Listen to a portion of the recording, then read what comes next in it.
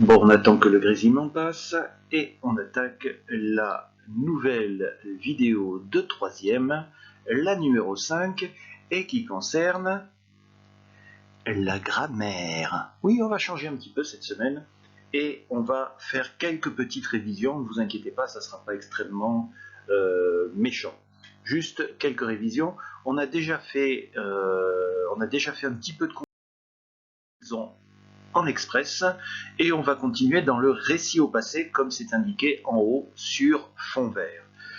Alors quand vous racontez une histoire au passé, par exemple l'histoire de ce conquistador, quels sont les temps que vous allez utiliser? Bon, vous l'avez déjà vu en classe et j'espère que ce ne sont que des souvenirs qui sont revenus immédiatement à la mémoire, et on commence immédiatement en vous donnant des exemples en français. Vous pouvez dire de ce soldat qu'il avait combattu, vous pouvez dire en racontant votre histoire qu'il combattait ou qu'il combattit, et vous pouvez même dire qu'il combattrait en Amérique, puisque les conquistadores, c'est le nom qui a été donné aux soldats espagnols qui se sont emparés de l'Amérique. Alors, quels sont ces différents temps qui ont été utilisés ici en français? Eh bien, vous avez tout à fait en haut ce qu'on appelle un plus que parfait. Vous avez ensuite deux temps qui sont l'imparfait et le passé simple. Et vous avez enfin tout à fait en bas un conditionnel qui va être utilisé comme une espèce de futur. Ben, justement, là, on a un problème puisque tous ces temps sont des temps du passé. Vous ne pouvez pas utiliser des notions comme passé, présent, futur pour ces actions-là. Vous êtes obligé de recourir à d'autres actions, d'autres noms. On va le voir tout de suite après. Parmi ces quatre temps qui apparaissent ici, vous en avez deux qui sont plus importants que les autres, puisqu'ils sont au cœur de l'histoire que l'on raconte. C'est eux qu'on utilise principalement pour raconter l'histoire. Il s'agit de l'imparfait et du passé simple.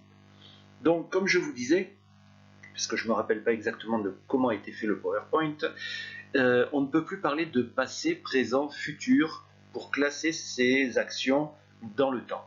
On va être obligé de recourir à d'autres notions. Par exemple, l'imparfait et le passé simple, on va dire que ce sont des temps qui sont utilisés pour parler de ce qui se passait, de ce qui se passa pendant l'histoire. Pendant. Ensuite, vous voulez utiliser le plus que parfait, ben là, le plus que parfait va être utilisé pour parler de ce qui s'était passé avant l'imparfait et le passé simple. Et vous allez utiliser le conditionnel comme une espèce de futur dans le passé, c'est-à-dire pour parler de ce qui se passerait après le plus que parfait, l'imparfait et le passé simple. C'est un petit peu comme ça qu'il faut classer ces différents temps. Ce sont les trois grands groupes que vous allez avoir. Et si vous maîtrisez la construction de ces quatre temps, vous pouvez raconter une histoire complète en tenant compte de ce qui se passait pendant l'histoire, de ce qui s'était passé avant et de ce qui allait se passer après. Bien, passons à la suite. Alors le passé simple, ça sert à quoi? Ben, ça sert à raconter ce qui se passa ou ce qui s'est passé pendant l'histoire. Alors ça peut traduire un passé simple français ou un passé composé, mais ça on va y revenir après. La construction est très simple. Si vous vous rappelez bien, hein, c'est comme l'imparfait, vous prenez votre radical et vous y rajoutez des terminaisons en fonction du groupe et de la personne. Alors si on observe les terminaisons des verbes en AR qui se terminent par AR à l'infinitif, vous avez comme terminaison e, aste, o, amos, asteis, aron. Alors faites bien attention aux accents, ils sont très importants, j'y reviendrai. Pour les verbes en ER, c'est-à-dire ceux qui se terminent à l'infinitif en ER, les terminaisons du passé simple sont I, iste, yo, imos, isteis, hieron. Et bonne nouvelle, c'est pour ça que je les ai mises sur la même ligne, les terminaisons du passé simple des verbes qui à l'infinitif se terminent par IR, c'est les mêmes. I, iste, yo, imos, isteis, hieron. Donc, au lieu d'avoir trois séries de terminaisons à prendre, vous n'en avez que deux. Donc maintenant, à partir du petit tableau que vous avez au-dessus, vous allez essayer de me réciter un verbe au passé simple. On va commencer avec le verbe cantar, le classique verbe cantar, qui signifie chanter. Ce que vous pouvez faire, c'est faire pause et vous proposer la, par exemple, première personne du singulier. Bien sûr, vous mettez d'abord le radical et ensuite vous rajoutez les terminaisons. Cantar donne à la première personne du singulier canter. cantaste, cantó, cantamos, cantasteis, cantaron. J'espère que vous avez réussi à le faire juste avant moi. J'ai laissé un tout petit instant, un tout petit blanc juste avant, exprès pour ça. Le problème avec le passé simple, c'est pas tellement l'espagnol, c'est plutôt le français. Faites attention à la traduction en français. Je chantais, tu chantas, il chanta, nous chantâmes, vous chantâtes, ils chantèrent, parce que c'est un temps que vous n'avez pas l'habitude d'utiliser. C'est un temps qui en français est pratiquement réservé à la littérature et à l'écrit. Et par conséquent, mis à part la troisième personne que l'on rencontre fréquemment dans des récits, dans des romans, dans des nouvelles, les autres temps posent souvent problème parce qu'ils sont très peu utilisés en français, en tout cas dans le français courant de tous les jours. Ensuite, vous allez essayer maintenant avec le verbe comer, qui signifie manger. Je vous ai déjà mis le radical et maintenant vous allez essayer de mettre les terminaisons qui correspondent. Première personne du singulier. Comí, comiste, comió, comimos, comisteis, comieron. Bien, on va passer maintenant au verbe vivir, vivre, et vous essayez immédiatement de me faire la première personne du singulier, et ça donnera vivi, viviste, vivió, vivimos, vivisteis, vivieron. Voilà, vous avez ici 3 exemples de verbes conjugués au passé simple, et vous voyez que c'est un système qui est extrêmement simple, radical, plus terminaison. Si vous remarquez bien, d'une manière générale, tous les temps qui servent à raconter ce qui se passe, ce qui se passait, ce qui se passa pendant l'histoire, tout ce qui permet de raconter ce qui se passe pendant l'histoire, c'est toujours la même construction. Radical plus terminaison. Il reste quand même quelques petits détails à voir, parce qu'il y a un truc qui est quand même un petit peu bizarre ici, c'est que pour les verbes en AR, si vous regardez la terminaison de la première personne du pluriel, cantamos, c'est exactement le même verbe qu'au présent de l'indicatif première personne du pluriel. C'est-à-dire que si je vous donne le verbe cantamos tout seul et que je vous demande de me le traduire sans autre indication, en théorie, il faudrait me donner 2 traductions qui seraient nous chantons et nous chantâmes. Voilà, donc ça c'est une petite particularité que je vous signale au passage. Ne soyez pas surpris, ce n'est pas une faute. De toute façon, je ne peux pas commettre d'erreur puisque je suis votre professeur. Ensuite, première et troisième personne du singulier, attention à l'accent. Là, ce petit encadré rouge que je viens de mettre est très très important. Parce que vous savez qu'en général, je ne suis pas très exigeant sur les accents écrits en espagnol, sauf à certains endroits. Et là, on est en plein dedans. Particulièrement pour, je ne devrais même pas le dire, mais bon, particulièrement pour les verbes en AR. C'est moins vrai pour les verbes en IR et en ER, mais pour les verbes en AR, c'est particulièrement important, parce que, par exemple, pour la première personne, canté, si vous oubliez l'accent, c'est extrêmement grave parce que vous changez de temps, de personne, de mode. Même chose pour la troisième personne du singulier, canto, si vous oubliez l'accent, eh bien vous changez de temps et de personne. Je vous explique. Canter avec un accent, ça veut dire je chantais.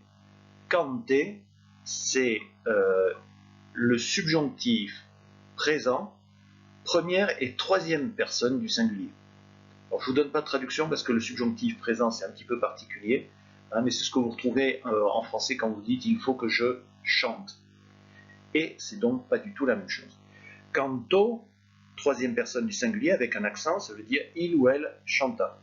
Si j'oublie l'accent, ça donne « canto » et à ce moment-là, ça veut dire « je chante ». Donc vous voyez que le simple oubli d'un accent a des conséquences graves et là, si vous faites la faute par écrit, je compte la faute. Alors, vous savez que j'adore vous enlever des points, que j'adore trouver des fautes. Si vous voulez me faire de la peine, si vous ne voulez pas que le prof d'espagnol soit content, à ce moment-là, vous faites attention à ne pas faire l'erreur à cet endroit-là et vous mettez bien l'accent. Alors, j'ai une autre mauvaise nouvelle. c'est que c'est aussi le seul endroit où je peux repérer à l'oral que vous avez fait une faute d'accent écrit. Je vous explique. Ici, l'accent écrit sert à indiquer quelle est la syllabe que l'on prononce plus fort. Alors je vais vous donner l'exemple avec la troisième personne du singulier canto. Donc ici, au passé simple, je dois dire canto en insistant sur le O. Si j'oublie l'accent, donc si je passe au présent de l'indicatif première personne du singulier, j'insiste sur le A, canto. Alors c'est pas forcément évident, mais les Espagnols ils font très très attention. Et si vous faites une petite erreur à ce niveau-là, ils vont avoir un petit instant pendant lequel ils ne vont pas comprendre ce que vous dites. Donc je reprends. Je vais vous faire d'abord il chanta et après je chante. Je vais commencer par insister sur le O et après j'insiste sur le A. Écoutez bien la différence. Canto, canto. Je recommence. Je commence avec je chantais et je chante ensuite, avec accent d'abord sur le O, avec accent sur le A après. Canto, canto. Voilà. Donc faites attention à ça, en particulier pendant les lectures. Si c'est à l'oral en classe pour de la participation, c'est pas très très grave. Au pire, je vais vous reprendre. Mais faites-y attention si vous avez de la lecture, parce que ça compterait comme une faute de lecture. Malheureusement. Bon, il faut bien que je puisse vous enlever des points quelque part. Ensuite, eh oui, à quoi servent l'imparfait et le passé simple? C'est la même solution qu'en français. J'espère que vous vous en souvenez. Quand est-ce qu'on doit utiliser un imparfait en français et quand est-ce qu'on doit utiliser un passé simple? Parce qu'en espagnol, ça va être à peu près la même chose. Regardons ça. L'imparfait sert à parler d'une action qui durait, comme je l'ai très subtilement suggéré ici. Donc, dès qu'une action durait dans le temps, imparfait. Ensuite, parce qu'il y a une deuxième possibilité, vous pouvez l'utiliser pour une habitude passée. Même chose que j'ai encore suggéré de manière extrêmement délicate. Donc, quand il y a quelque chose qui se répétait dans le passé, vous allez utiliser également l'imparfait. Par exemple, le lundi, on avait cours d'espagnol à 8h30. Ensuite, le passé simple, lui, sert à parler d'un instant bref du passé dans un récit au passé. Donc attention, je dis bien un instant bref dans un récit au passé. C'est-à-dire si vous êtes en train de raconter une histoire avec de l'imparfait, du plus que parfait, etc., et que vous utilisez tout d'un coup un passé simple, ça veut dire que vous êtes en train de parler de quelque chose de bref, qui n'a pas eu de grande durée. Par contre, le passé composé peut se retrouver dans le présent. Je vous lis ce qui est marqué. Tiens, j'ai oublié la majuscule au début de ma phrase. C'est pas bien ça. La place du passé composé dans un récit au présent. Le passé simple est d'un usage courant en espagnol, contrairement au français qui le réserve plutôt à l'écrit. Et oui, le passé simple... Comment est construite ma phrase? La place du passé composé dans un récit au présent. Non, le passé simple sert à la place. Ah, c'est pour ça que je n'avais pas mis de majuscule. Ça serait bien que je me rappelle de comment j'avais fait mon PowerPoint. Alors donc, je n'ai pas fait de faute. Encore une fois, je suis votre professeur, je ne peux pas faire de faute. Donc en fait, il faut lire ça comme ça. On lit le passé simple sert à, la place du passé composé dans un récit au présent. Le passé simple sert à la place du passé composé dans un récit au présent. Ouais, c'est plus clair. Le passé simple est d'un usage courant, contrairement au français qui le réserve plutôt pour l'écrit. Ben oui. Alors en fait, les Espagnols utilisent très très souvent le passé simple. C'est pour ça qu'il faut le connaître. Ils l'utilisent à la place du passé composé beaucoup plus facilement. Moi, on va repérer par exemple que je suis français parce que j'ai tendance à utiliser beaucoup plus le passé composé que le passé simple. Et on peut me repérer, on peut me détecter à ça. Donc voilà, pour faire simple, dans un récit au passé, l'imparfait est utilisé pour quelque chose qui durait ou pour une habitude. Le passé simple va être utilisé pour une action brève. Bon, en fait, je devrais dire pour une action brève ou lorsque la durée de l'action n'a aucune importance. Si vous ne savez pas si c'est long, si c'est court, vous utilisez le passé simple. Bien, quelques exemples. Imparfait, passé simple, ça me semble clair. L'imparfait indique quelque chose qui durait et le passé simple, une action brève, illustrée de manière extrêmement efficace. Donc, si je prends le verbe comer dans les deux cas, le verbe comer à l'imparfait et au passé simple, vous voyez la différence. Comer, comía, action lente qui durait, et le passé simple, action beaucoup plus brève, comió. Je vous refais cette animation parce qu'elle est absolument exceptionnelle. Regardez bien. Je pense que cette illustration, cette animation parle d'elle-même. Oui, vous pouvez commencer à pleurer maintenant parce qu'effectivement, il y a des verbes irréguliers au passé simple en espagnol. C'est même un des temps avec le futur qui en possède le plus. Youpi! Il y en a au minimum 18 à connaître. Donc voici la liste. Non, je ne vais pas vous donner une liste de verbes irréguliers ici. Je vais simplement vous expliquer qu'on peut les regrouper en familles, parce que leur conjugaison va se ressembler beaucoup. Donc quand vous apprenez certains verbes irréguliers, au passé simple, vous allez vous rendre compte que dès que vous avez le début, en fait, vous avez toute la suite du passé simple de ce verbe-là. C'est assez simple. Alors bien sûr, comme toujours, malheureusement, vous ne pouvez pas vous passer des verbes irréguliers parce que, eh bien, tout simplement parce que ils sont d'un usage extrêmement courant. Vous pouvez regarder les 4 verbes qui sont là, faites les 5. Ce sont des verbes que vous utilisez tout le temps, dire, donner, voir, être, aller. Donc il faut absolument les connaître. Le verbe decir va donner dije, dijiste, dijo, dijimos, dijisteis, dijeron. Le verbe dar, qui signifie donner, donne, c'est le cas de le dire, di, diste, dio, dimos, disteis, dieron. Le verbe ver, qui signifie voir, je vous rappelle que le V en espagnol se prononce B, va donner bi, biste, bio, vimos, bisteis, vieron.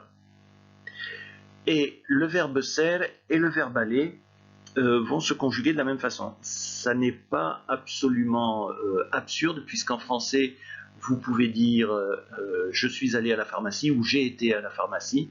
Ça a des sens un petit peu équivalents. Et donc le verbe ser ou le verbe aller au passé simple donne fui, fuiste, fue, fuimos, fuisteis, fueron. Je vous laisse chercher leur traduction au passé simple. Si vous apprenez le passé simple espagnol sans connaître la traduction en français, ça ne servira à rien. Et il nous reste un petit espace en bas pour caler les 3 verbes suivants, le verbe tener, le verbe estar et le verbe poner. Le verbe avoir, très important, tener, donne tuve, tuviste, tuvo, tuvimos, tuvisteis, tuvieron. Le verbe estar, estuve, estuviste, estuvo, estuvimos, estuvisteis, estuvieron. Et le verbe mettre, poner, donne pousser, pusiste, puso, pusimos, pusisteis, pusieron. Si je reviens un petit peu en arrière, vous pouvez remarquer que les 5 premiers verbes se ressemblent beaucoup. Effectivement, si vous regardez le verbe dar, ber, ser, in, le verbe dar et le verbe ber, vous remarquez à la 3e personne du singulier, à la 2e personne du singulier, à la 1re personne du singulier, qu'il y a quand même beaucoup de ressemblances. Il y a aussi quelques ressemblances avec le verbe decir, c'est pas si éloigné que ça. Voire même avec le verbe ser et le verbe aller, il y a quelques points communs. Et les 3 verbes suivants, tener, estar, poner, particulièrement tener et estar, vous pouvez remarquer que les conjugaisons se ressemblent énormément. Donc finalement, ça n'est pas absolument compliqué. Bien, maintenant, je vais vous demander d'essayer de mémoriser ces conjugaisons-là. Alors, je vais vous proposer l'exercice suivant.